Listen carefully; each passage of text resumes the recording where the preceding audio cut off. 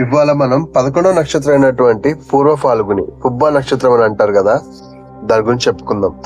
నామాక్షరాలు మోటా టీ2, గణము మనుష్య గణము, జంతువు ఎలుక, నక్షత్ర అధిపతి బగా అను సూర్యుడు, రాశి సింహరాశి స్థిర రాశి, రాశి అధిపతి రవి, నైసర్గిక పుణ్య పాపల యొక్క గ్రహము, పురుష గ్రహము ఎరుపు రంగు వాడు, క్షత్రియ గుణం కలిగిన వాడు.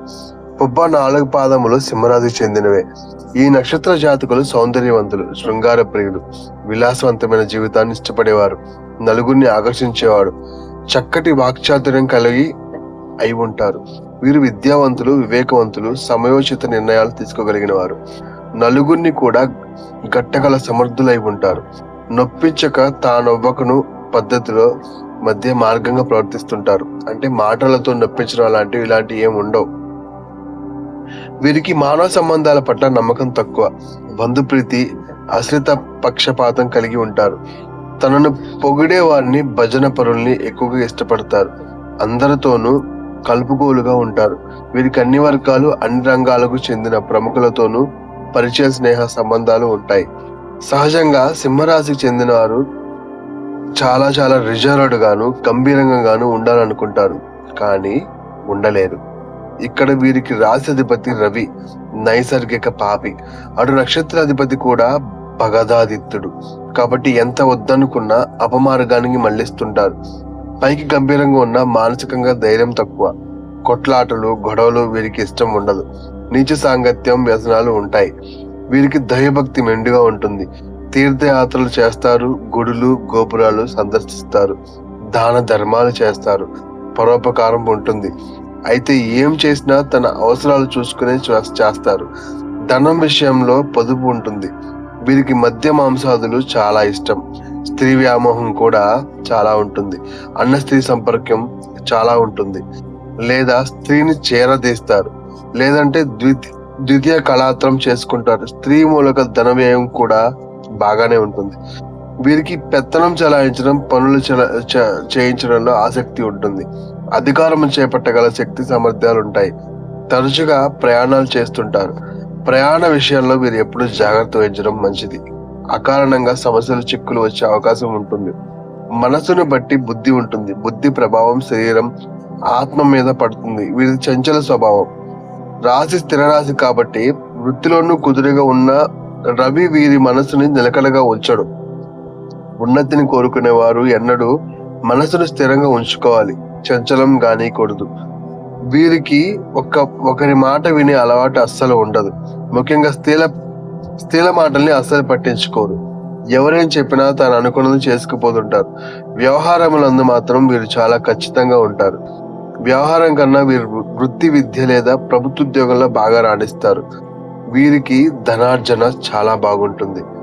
పిత్రార్జితం లేక బంధువర్గం నుంచి ఆస్తి కలిసే అవకాశం కూడా గొప్పగానే ఉంది. కష్టపడి పనిచేసే తత్వం, స్థిరచరాస్తుల్ని బాగా వృద్ధి చేస్తారు. వీరికి 23 సంవత్సరాలలోపు విద్యార్జన, 23-30 మధ్య ఉద్యోగం, వివాహం, 36 సంవత్సరాలలోపు జీవితం స్థిరపడుట, నిరాకార ఆదాయం, 36-48 సంవత్సరాల మధ్య కాలం బాగా యోగిస్తుంది. గౌరవాధికములు లభిస్తాయి. మాటకు విలువ, పలుకుబడి పెరుగుతాయి.